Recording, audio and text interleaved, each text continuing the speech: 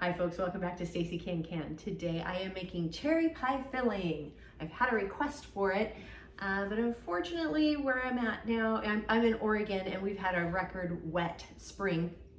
And as a result, most of our produce is just delayed. And when I mean record wet spring, I really mean it's been wet. So I am only making 1 quart, which is something you can do. You only need, a certain amount. And so I'm just making the 1 quart because that's as many cherries that I can find. They're very good, but it's still pretty early in the season. So the ingredients that you need are for 1 quart, and I'll read over what you need for 6 quarts. So if you're doing larger batches, which most people will do. Our family isn't a huge cherry pie kind of a family. We love cherries, but they normally just get eaten before you can make anything out of them. So that's how we roll. So the ingredients that you need are 3 1/3 cups of fresh or thawed sour cherries. These are just regular cherries that we get locally, but man, they're good. They're very good, and they've got a nice, good tartness to them. You need a cup of sugar. You need 1 1/4 cups plus a tablespoon of Clear Jel, not Clear Jel. And I'll more on that in a second. 1 1/3 cups of cold water, and a tablespoon plus a teaspoon of bottled lemon juice. More on that too. Optional ingredients, you can add 1/8 of a teaspoon of cinnamon, 1/4 of a teaspoon of almond extract, and 6 drops of red food coloring. Again, that's optional if you want to add those flavors. I don't choose to. Those aren't flavors that we like, and I'm not going to add coloring. I don't add coloring to my foods, but that's up to you. As you can, the cherry, the redness in the jar, it just kind of cooks out a little bit when you're processing. So some folks like to make some adjustments. So what is Clear Jel? Clear Jel is a modified cornstarch that can be used, that's specially made for canning. You have to pretty much get it at a farm store or order it online. It's hard to find. So if you're gonna make cherry pies or any pie fillings, you do need to make sure to get yourself some Clear Jel, and it works really, really well. You can't use regular cornstarch. Regular cornstarch breaks apart and just kind of liquefies when you process in a canner and such. So it just doesn't work. So Clear Jel it is. And then as far as lemon juice goes, remember when we're using and processing with lemon, with any canning, you have to, and you're adding an acid, you have to use store-bought. You can't use fresh lemons. It varies too much. The acidity varies too much in pH from lemon to lemon, from fruit to fruit. So you do need, for consistency, for safe canning and safe shelf stability, you need to use bottled lemon juice. I get mine at Costco because we use a lot of bottled lemon juice, but you can just get the smaller containers of it if you want, if you're only using a little bit. Now, the other measurements, if you're going to be using, making 7 quarts of this to fill up a canner, you would need 6 quarts of the cherries, 7 cups of sugar, 1 3/4 cups of Clear Jel, 9 1/3 cups of cold water, a 1/2 cup of bottled lemon juice. The cinnamon you would need for it, and that's optional, is a teaspoon of sugar, a teaspoon or 2 teaspoons of almond extract, and 1/4 of a teaspoon of red food coloring. Again, optional.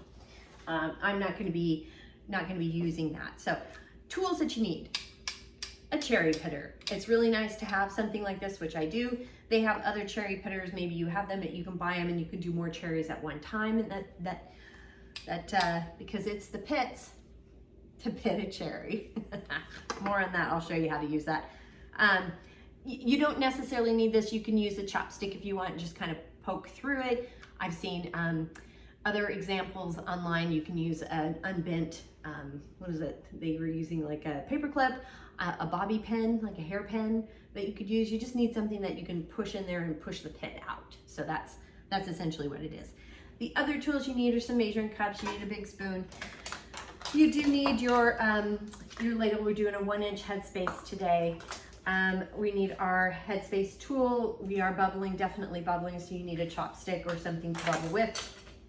Your ladle and a jar lifter. This sometimes has a tendency to be a big goppy mess when you're working with Clear Jel with, what is this called? This is called Clear Jel. Yes, when you're working with Clear Jel and pie fillings, it can be kind of a gloppy, goppy mess. So just be prepared. I'm wearing my handy dandy apron, my beer apron today. So there you go. I'm also using this one because it doesn't spatter up on it, or if it does spatter up on it, I don't care, it's easy to wash off. So with all of that, oh, we've got our jars going too. I've got jars heating up in the canner. I've got my jar container for lids. I will be heating the lids, and and my bands are over here too. So I am ready to go. So let's go ahead and get started. So I've washed all the cherries. I just kind of did it in the bag here. And you want to go ahead and take the stem off of the cherry, and then see where the stem opening is right there, the hole there. That's normally where you put where you want to push your tool through to get the pit out, and you just give a big push. And that's how you pit the cherry. And see, it's got a little hole at the bottom too, and a smaller hole where the stem is, but it just seems to be the easiest way to pit your cherries. After we get our cherries pitted, I'm bringing a half a gallon of water to a boil. If you're doing a full 7 quarts or whatever, you want to do it 6 cups at a time, so you want a gallon of boiling water. We're going to have to blanch the cherries for a minute before putting them in with the Clear Jel mix. So we're boiling water now. Got a nice rolling boil, so I'm going to go ahead and pour this in here, and when it comes to another boil, rolling boil, then I'm going to set the timer for 1 minute. I'm going to cover it real quick.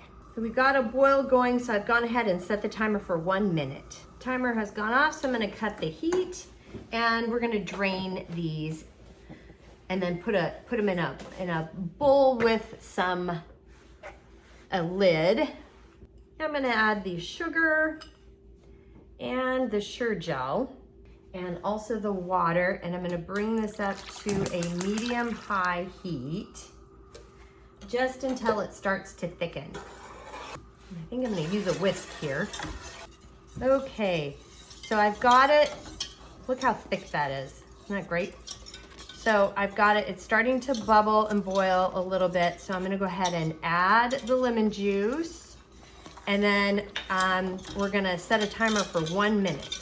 And we're going to continuously stir here. So I kept the cherries warm here, and they have drained a little bit. So we're going to go ahead and pour these into the pan, into the pot here. And you just kind of fold it in. You don't want to stir too much, but we're just going to fold these in gently. And as soon as we're done here, we're going to start immediately filling the jars. I'm going to go ahead and take the jar out of the canner, and we're going to be adding in filling it to a 1-inch headspace. And this is a goopy mess. You see how it kind of just sort of glops on in there? Might have to kind of force things in, which that's fine. You gotta do what you gotta do. And I am gonna go around, and you do wanna make sure you bubble, definitely bubble. There's a lot of air bubbles that are in here. I don't know if you can see it very well, but you definitely wanna make sure that you are bubbling through this process here. And I'm gonna be adding more cherries to it until we get a 1-inch headspace. I think this is just like the perfect amount. Look at that color though. Oof, it's so pretty. Okay, now that we're done here, we're gonna go ahead and just clean the rim. I've got my lids heating up there, or lid. And although I do have 2 in there, I always add extra lids just in case I drop one, because I've been known to do that. But you wanna make sure you get the rim as clean as possible. It's just a goopy, gloppy mess. Got your lid lifter here.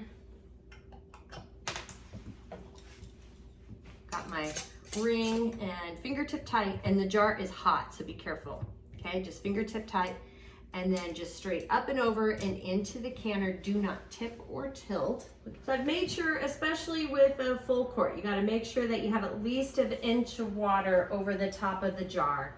And then you can go ahead and cover it like so. And I've got the heat turned up to high. on my canner, and when it comes to a rolling boil, we'll set the timer. The canner has come to a rolling boil, so I've set the timer for 30 minutes for my altitude. For more altitude information, just check up here off to the side, and also down below in the show notes we'll have more altitude information for your area.